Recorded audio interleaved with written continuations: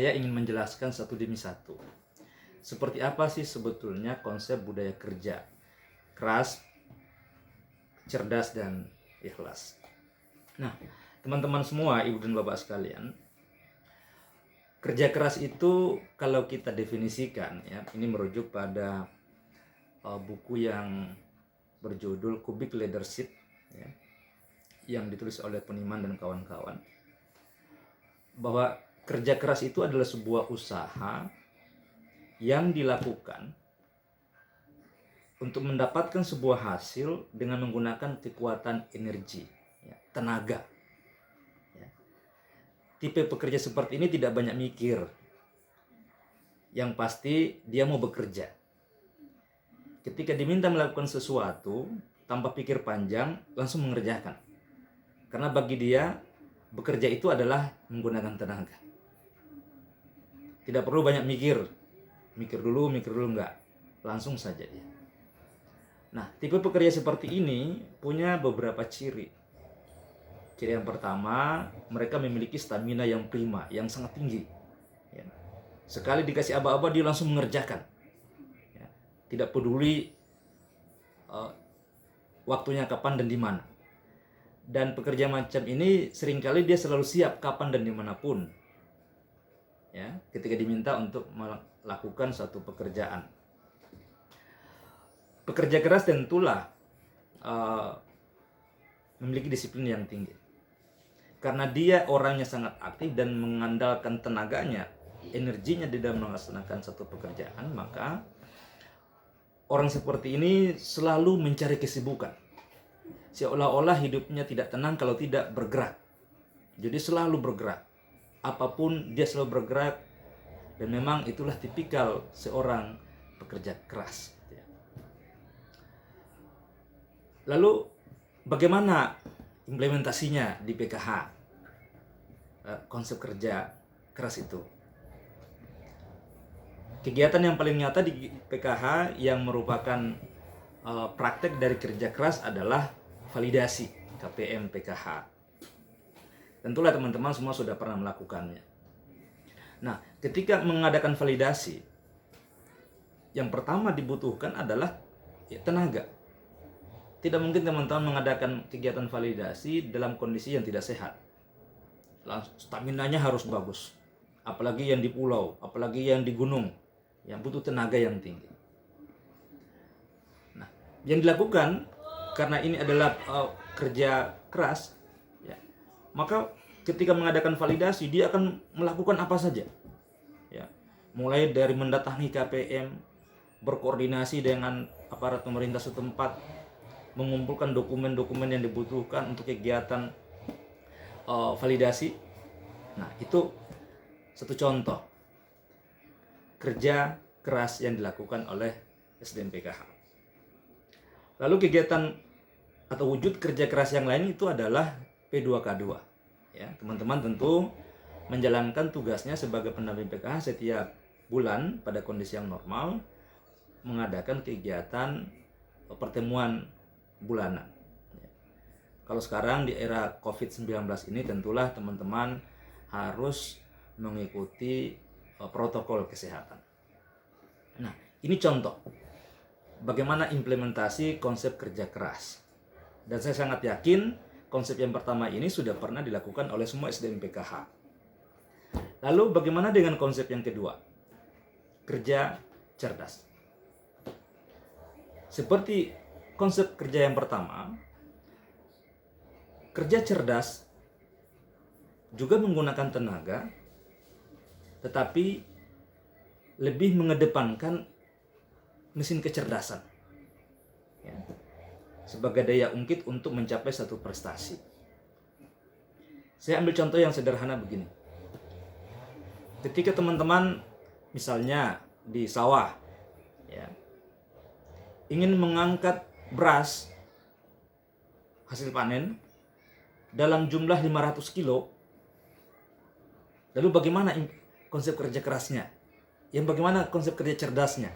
Kalau kerja keras, ketika diminta untuk mengangkat 500 kilo gabah, maka dengan serta-merta tanpa banyak berhitung dia langsung pasang kuda-kuda dan memikulnya. entah berapa kali dia harus mikulnya dalam jarak tempuh yang begitu dekat ataupun jauh. Itu contoh pekerja keras. Kalau pekerja cerdas, dia akan mencari, mungkin ada mesin, ada kereta, atau ada kuda, ataupun mungkin mengajak orang-orang di sekitarnya untuk membantunya memindahkan gabah yang 500 kilo dalam tempo yang tidak terlalu lama. Bila dikerjakan sendiri, mungkin dia membutuhkan waktu setengah jam. Tapi karena dia menggunakan kecerdasannya, memanfaatkan potensi yang ada, mungkin memindahkannya itu cukup 5 menit saja. Jadi dia bisa menyingkat waktu kerja 30 menit menjadi 5 menit. Kalau itu dilakukan, maka ini adalah tipikal orang yang sudah bekerja secara cerdas, menggunakan potensi kecerdasannya. Ya. Nah, kalau kita lihat konsepnya lagi, ya, pekerja cerdas itu mampu membuat pekerjaan, tadi saya katakan, lebih efektif, ya, dengan hasil yang banyak. Dan mereka, pekerja cerdas ini seringkali punya satu prinsip bahwa suatu pekerjaan bila dapat dikerjakan dengan mudah, mengapa dipersulit, gitu kan? Pada kenyataannya di lapangan, kita sering menemukan ada juga orang yang bekerja, kalau bisa dipersulit, kenapa dipermudah? Ini bukan pekerja cerdas namanya, tapi pekerja culas. Dan saya berharap pendamping PKH tidak menjadi pekerjaan seperti itu.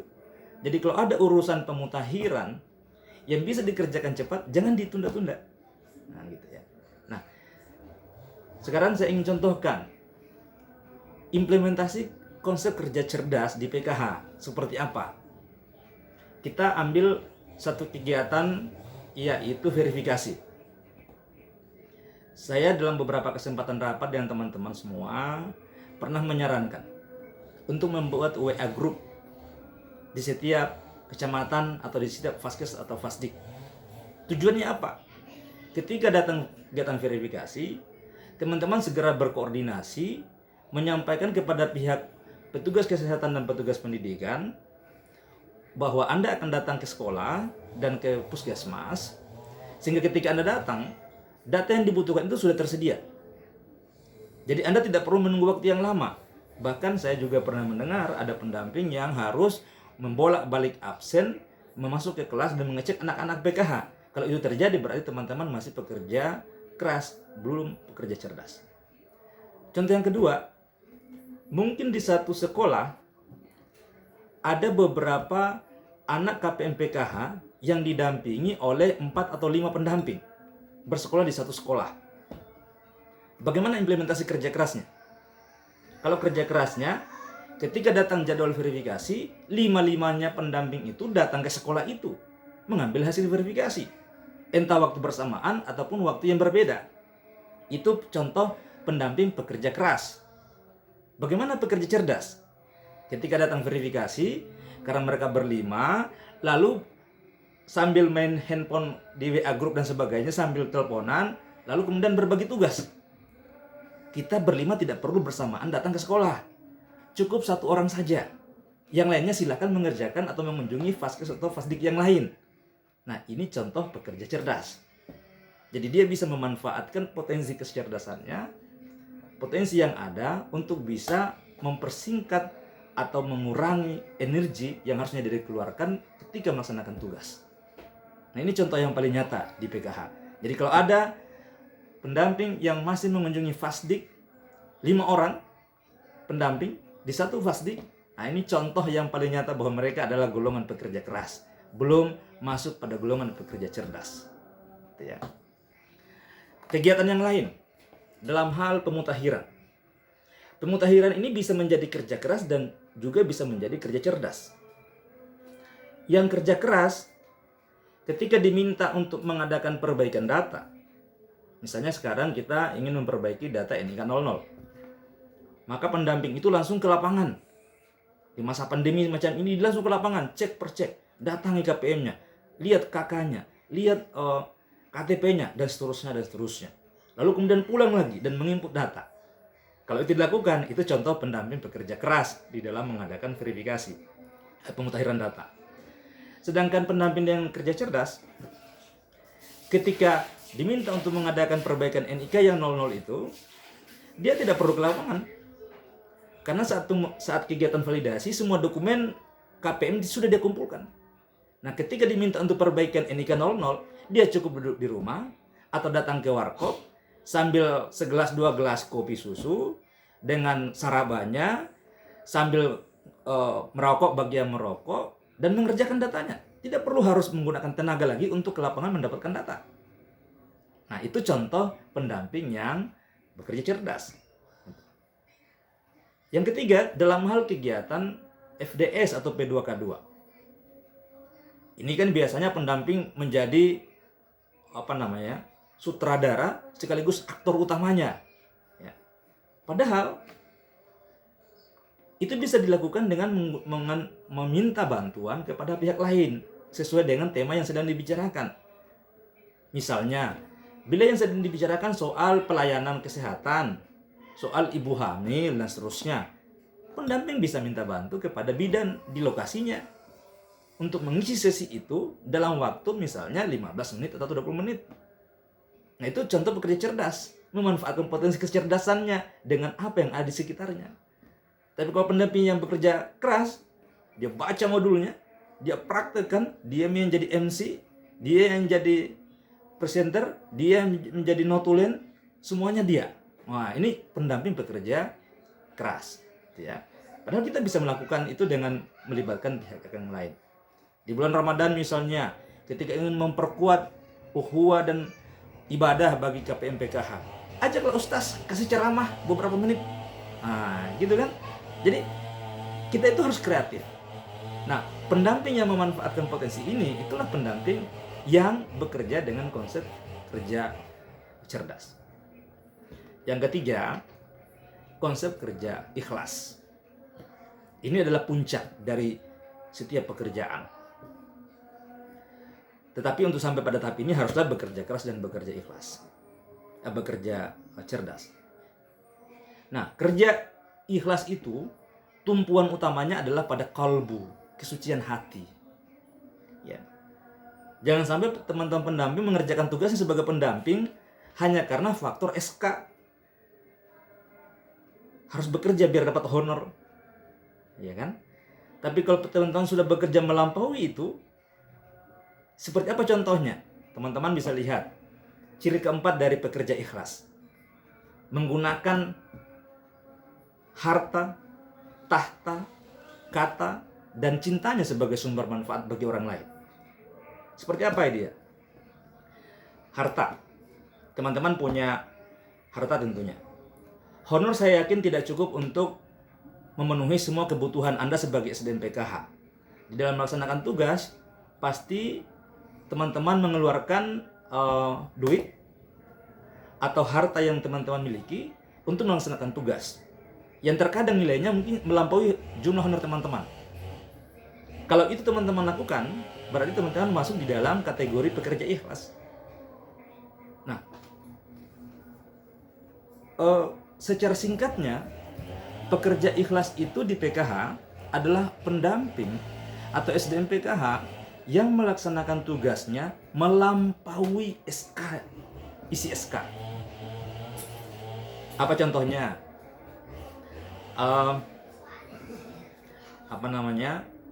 Di proses bisnis PKH, teman-teman kan hanya mendampingi anak-anak sampai dengan SMA, ya kan? Itu menurut SK.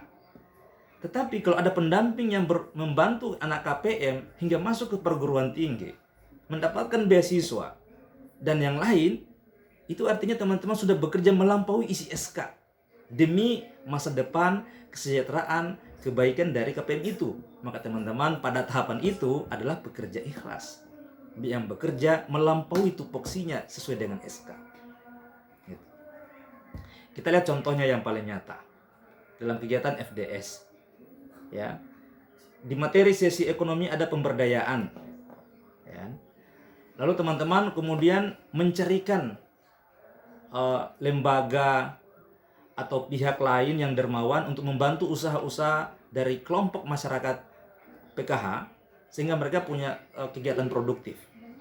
Nah, sampai pada tahapan itu teman-teman sudah bekerja ikhlas karena melampaui kegiatan FDS itu sendiri.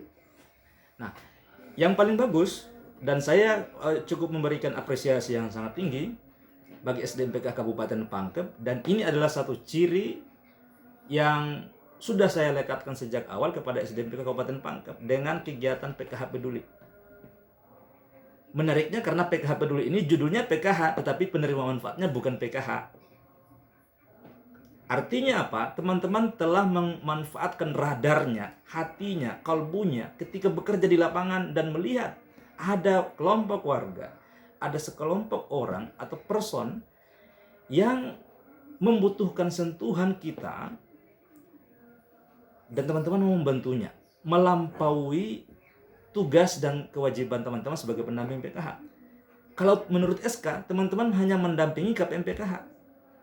Tetapi karena teman-teman bekerja dengan hati dan di lapangan melihat ada orang yang tidak mampu dan membutuhkan uluran tangan, lalu itu menggerakkan hati teman-teman, lalu kemudian secara bersama-sama mengumpulkan sedikit demi sedikit atau menyisihkan sedikit demi sedikit harta yang teman-teman miliki, baik dari honor ataupun yang lain, untuk kemudian membantu mereka. Upaya itu adalah satu bentuk kerja yang digerakkan oleh kalbu. Sehingga saya berani mengatakan bahwa PKH Peduli itu adalah implementasi dari konsep kerja ikhlas dari teman-teman pendamping PKH Kabupaten Pangkep. Nah, di tempat lain saya belum mengetahui dari